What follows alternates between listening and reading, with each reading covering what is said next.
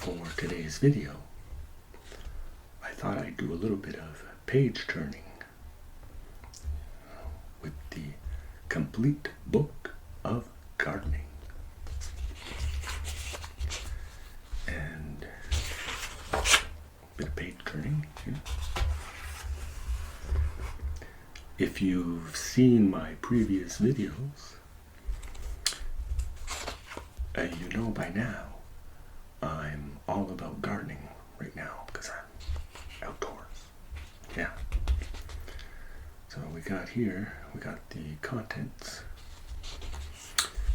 You know, you have the introduction, all about the climate, planning your garden, starting seeds and planting, soils and fertilization, annuals, bulbs, ground covers, lawns, trees and shrubs, roses, hedges and screens, espaliers, fruits, berries and nuts, vegetables, I like that word, vegetables, herbs, container gardening, and that's what I'm doing basically right now in container. And then of course you have the glossary and the index. So, the introduction. I'm not going to read the whole thing because that would take hours. And that's not my main goal.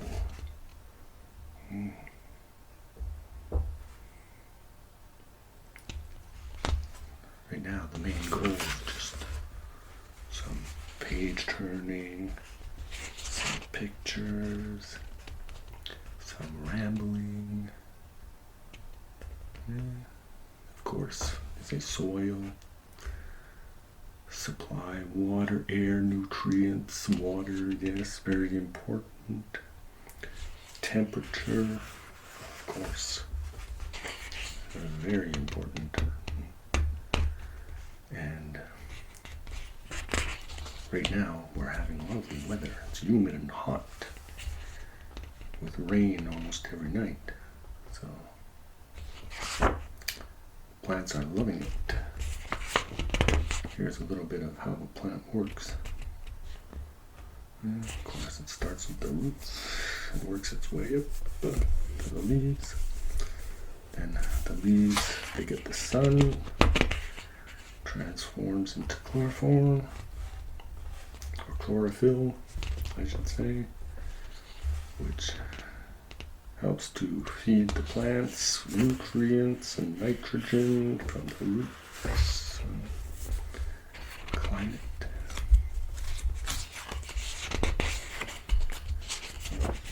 Here they show, you can see a greenhouse.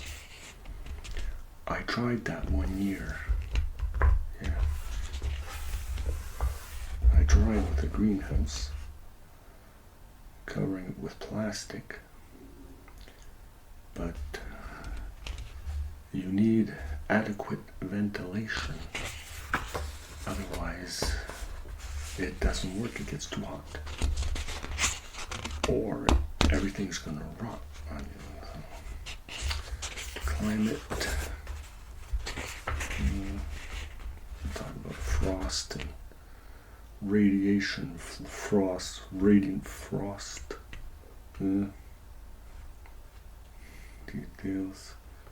Heat from the sun is stored in the soil during the day, and at night heat radiates back into the atmosphere.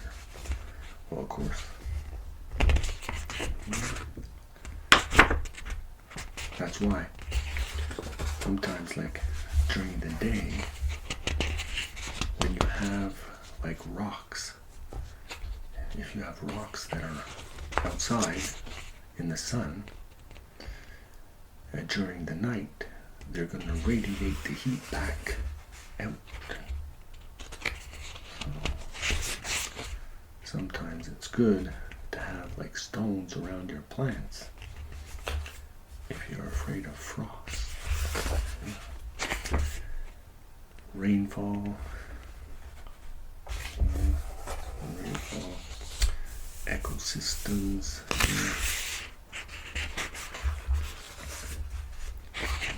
altering climate. Here they talk about cold protection devices. Of course, there's plastic. You can get also the eco material. It's sort of like a breathable screen material, I guess I would say. It's eco proof on the ground. So the ground still gets like the water and nutrients, but it's also a protection at the same time. Here, like, say, like if you plant, near a building, that, like, create your own microclimate. And do that. That's why you'll notice sometimes when you have plants close to a house, they do better than if they're sometimes like out in the wild, like more free because of the microclimate. Heat control, planning your garden, of course, plan on paper. And depending what kind of spread you want in your garden. Are you going for, like me, are you going more like for food? Or are you going more like just for flowers? For flower beds? If you're going to do that, it's good to plan and figure out your typical, arrangement of how you're going to want it. Because the flowers, they're different heights, different colors. So try and figure out a scheme first. And, see, they talk about the same principles of colors.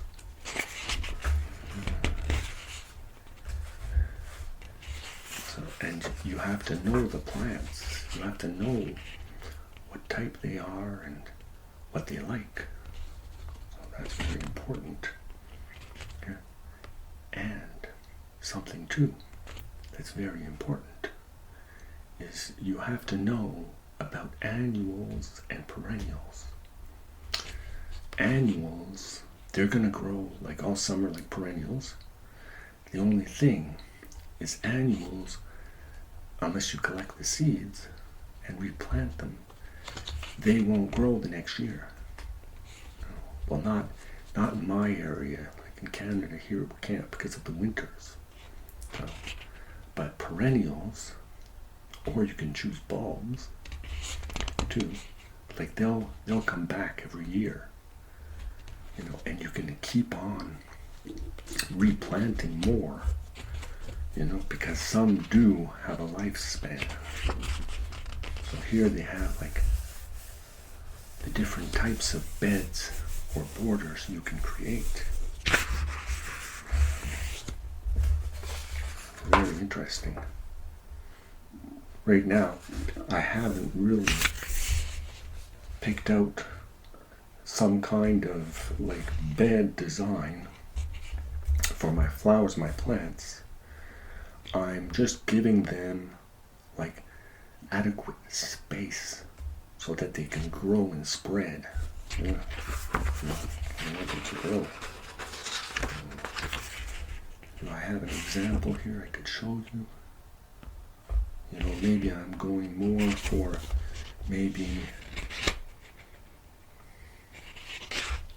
kidney shaped. Maybe more kidney shaped, or round, maybe a round island bed. But that, like I said, I'm going to keep on planting various types every year, especially if they're like edible or if they have some kind of medicinal purpose, which is very, very important to me.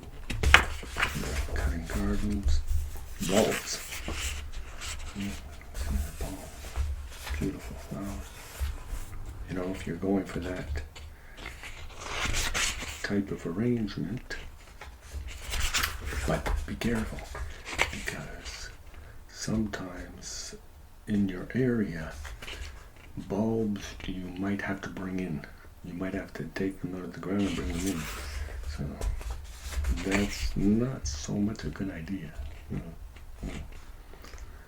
They got here, here, like I was saying, plan for cold climate bulb garden. Depends what area you are. And I know, like on Google, the internet, you can find everything. There's so much information. But it doesn't beat the feel of a book. And some of these things in the book will never grow old. Like, they don't get outdated. So, and sometimes, like if you're working outside or you're very busy, because you don't have time to go on the internet. Well, of course, if you have your cell phone, of course, you check it out there. But when you have the book and you've read the whole book and you've sort of memorized it, you get a pretty good idea of what you want. An herb lawn, because you can do that too. You can make, your ground covering and all of that it's also like herbs. You have basil, and you have like sage and thyme and rosemary and parsley. These are all things that you can plant and just let them grow, and you can bring some of them in during the winter. If you have mint, I know I have mint growing. Look at that. Wow. I have mint growing, and it comes back every year. My peppermint and spearmint. And sometimes, I just keep on adding, just to replenish the stock.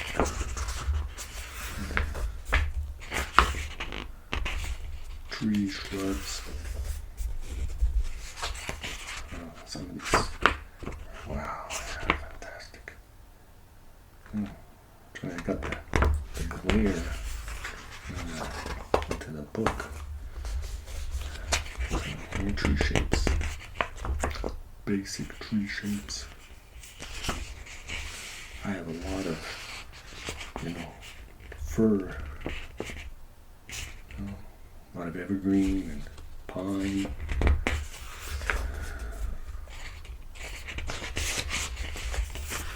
But I can't really plant. We have cedars, but I can't plant cedars on the land here because the little brats, the deer, and some of the animals, they come and they eat them. They love the cedar trees and plants.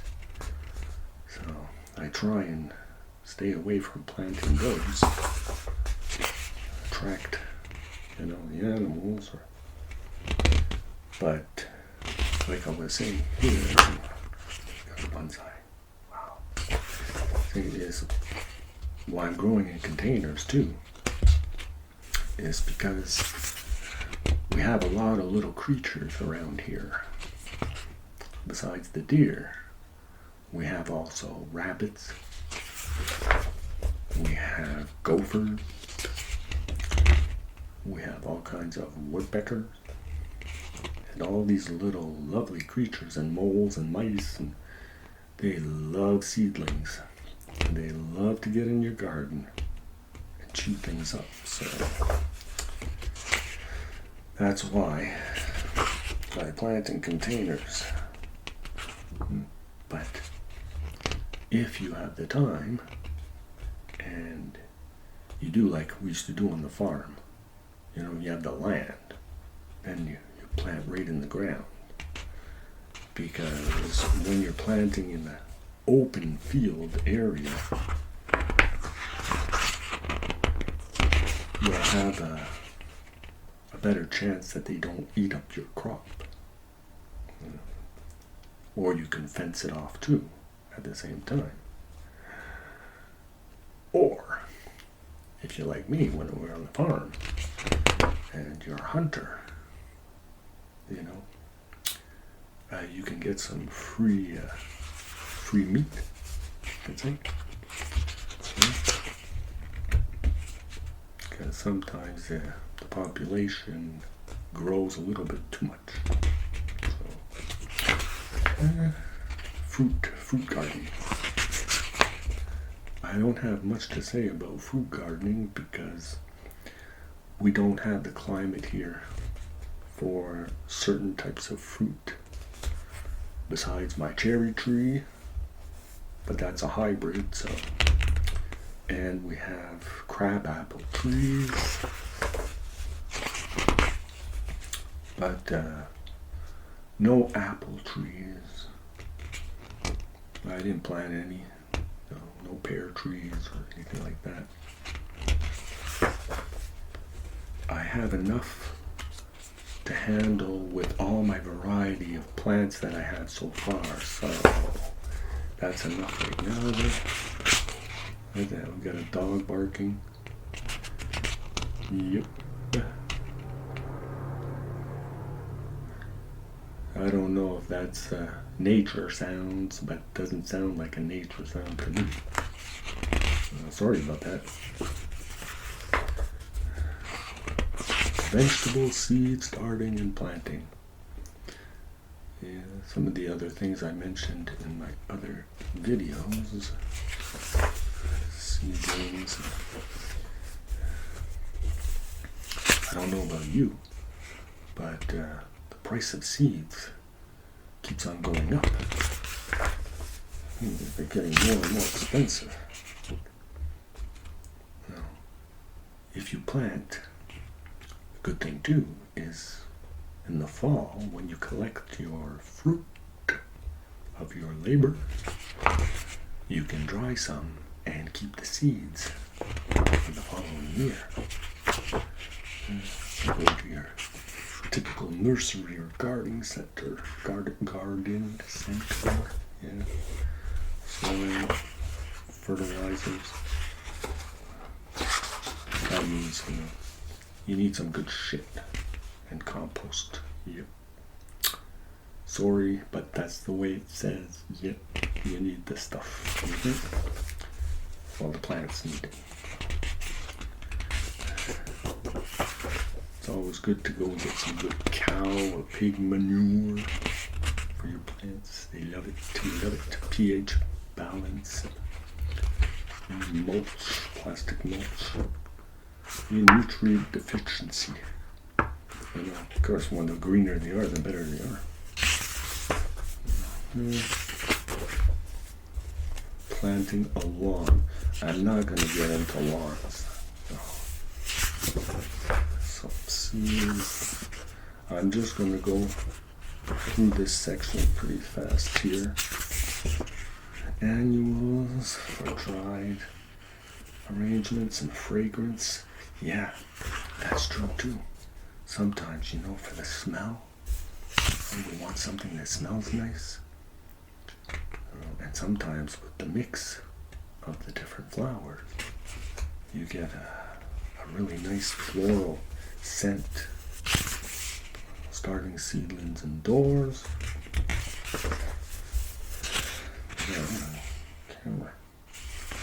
Planting a garden. We know that. Yeah, weeds, insects, and pests. Yeah, little cutworms. Any little buggers. And there's snails, beetles, grasshoppers, mites, all kinds of little ants and bugs and stuff. So I basically use, you can put like baking soda, or you can use I use soapy water, just a little bit of soap and water.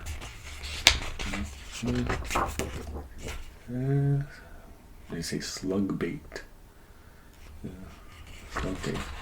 Sometimes too, these little slugs and stuff, you take your eggshells, crush them up, and put them in the bed of your garden. Yeah. That's a good idea, it works, so you can do that too. Yeah. Well, look at some of these things here. Wow. Yeah. I'm not there yet. But this is more just floral,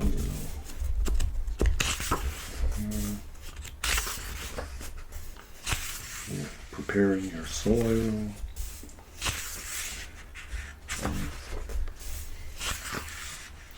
But basically, the most important thing about gardening and plants is you have to get them in the soil. That's the main thing, if you want stuff to grow.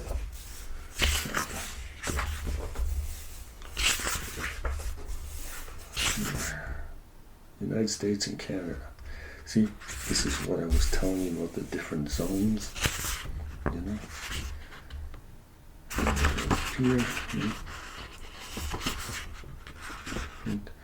1, 2, 3, 4, 5, 6, 7, 8, 9, 10 zones.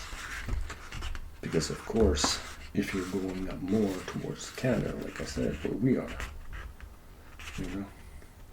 then of course we've got the temperatures like up to minus 30. During the winter, so forget it. If we're in zone 3 or 4 here, and people that are out in California or other places, they're most likely up there in zones, 9 probably. They hit the 20s, but I've known California and places too that they have gotten, zero weather, or below zero too. I've seen that. Yeah, so. And the sky is the limit when it comes to flowers and plants. And so basically, this is just like a rough view of different things in gardening and what you can do. So, like I said, get out there. Go plant something today. Doesn't matter what it is. If it relaxes you and it makes you happy, go do it. Yeah. And if you want to, you can go all out. Go crazy. Yeah. Some fun. Yeah. Container planting. So I'm going to finish on that because that's what I was saying. That's what I'm doing right now. Planting in containers. And it's always better too sometimes to plant them in containers, so to start them so you get a good look at how they're doing, make sure they're nice and strong before you put them in the ground. So take care, we love you, and I'll be catching you on our next video, probably the next one I have a chance, it'll be a role play. So we'll see how that goes. So that's it for now.